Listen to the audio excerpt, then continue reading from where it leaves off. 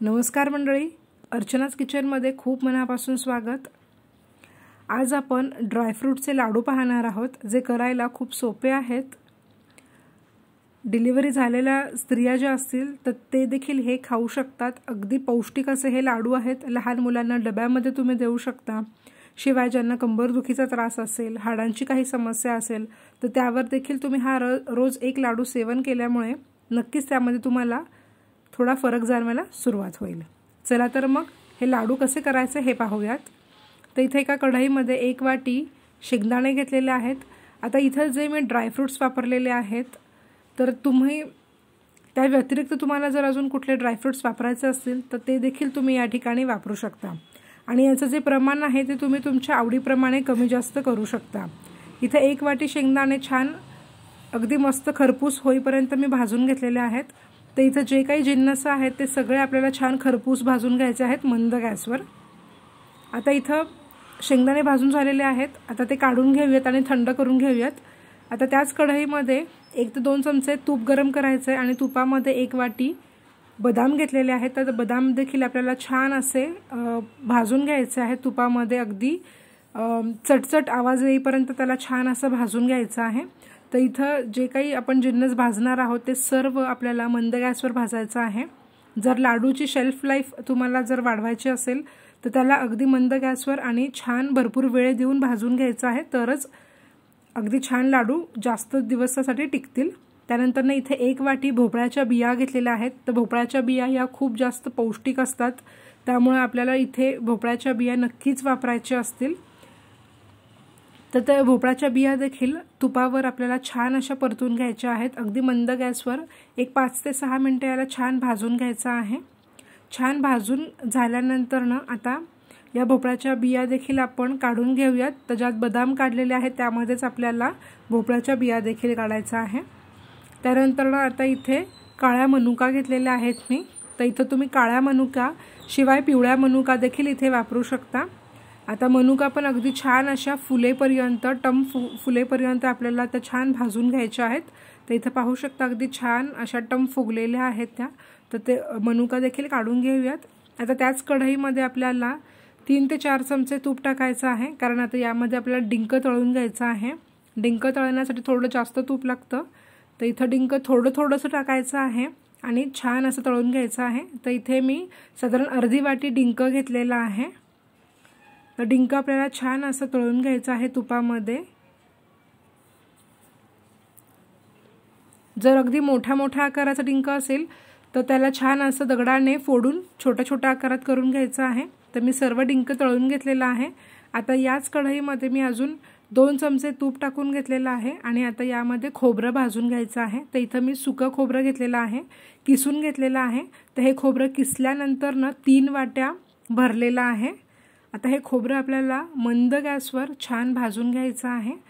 तर गॅसची फ्लेम मंद ठेवायची आहे आणि 6 ते 7 मिनिटं मंद गॅसवर भाजून घ्यायचं आहे, कारण खोबऱ्याचं प्रमाण थोडं जास्त आहे या लाडूमध्ये आणि खोबऱ्याला खूप लवकर बुरशी लागते। त्यामुळे आपल्याला खोबरं छान भाजून घ्यायचं आहे।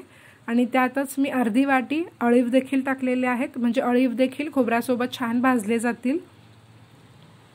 तर आता खोबरं आपल्याला छान मंद गॅसवर भाजून घ्यायचं आहे सुगंध येईपर्यंत। खोबरं जर छान भाजलं गेलं तर लाडू अगदी भरपूर दिवस टिकतात। तर आता इथं बघू शकता रंग पण त्याचा छान बदललेला आहे। मंद गॅसवर मी त्याला सतत परतत राहिलेली आहे आणि छान भाजून घेतलेला आहे। तर खोबरं देखील काढून घेऊयात। आता याच कढईमध्ये इथे मी साधारण 1 मोठी वाटी खजूर घेतलेला आहे। बिया काढून घ्यायच्यात खजुराच्या। तर खजूर तुम्हाला तुमच्या आवडीप्रमाणे तुम्ही याचं प्रमाण कमी जास्त करू शकता। तर इथे 1 मोठी वाटी घेतली होती मी, त्या मोठ्या वाटीने हे खजूर घेतलेले आहेत। इथे काळे खजूर वापरू शकता। आता हे खजूर पण तूप टाकून छान असं भाजून घ्यायचं आहे। त्याचा लगेचच गोळा तयार होतो खजुराचा, त्याला उष्णता लागली की।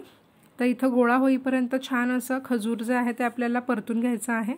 तर इथे जर तुम्हाला अंजीर वापरायचा असेल, काजू वापरायचा असेल तर ते पण तुम्ही इथे वापरू शकता। आता इथं मी अंजीर, काजू किंवा पिस्ता इथे वापरलेला नाही आहे, पण तुम्हाला आवडत असेल तर तुम्ही इथे वापरू शकता।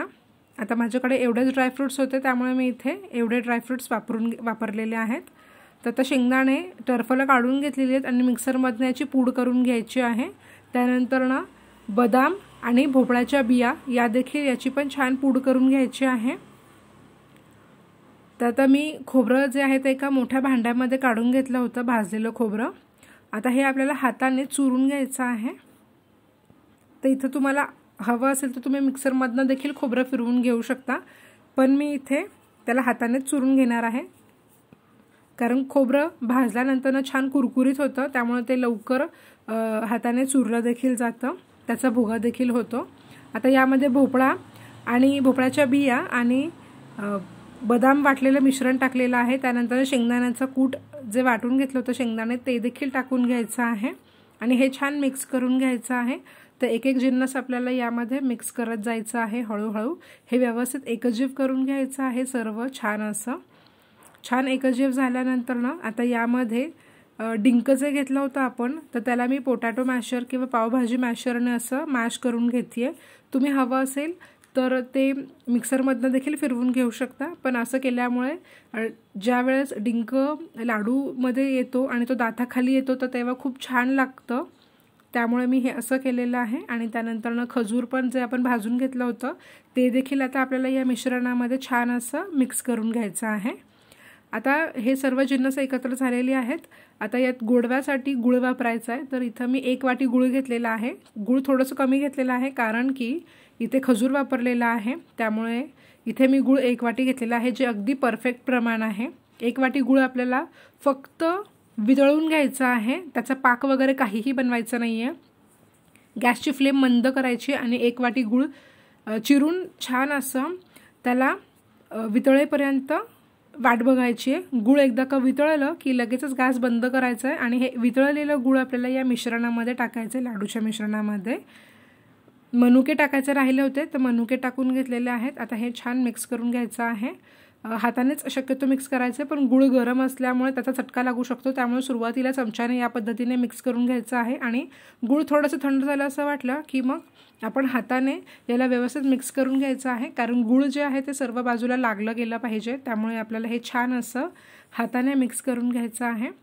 तर याला छान असं बाइंडिंग आलेलं आहे, कारण तूप वापरलेलं आहे आणि वितळलेलं गुळ वापरलेलं असल्यामुळे याला छान बाइंडिंग येतं आणि अगदी सहज लाडू वळला जातो।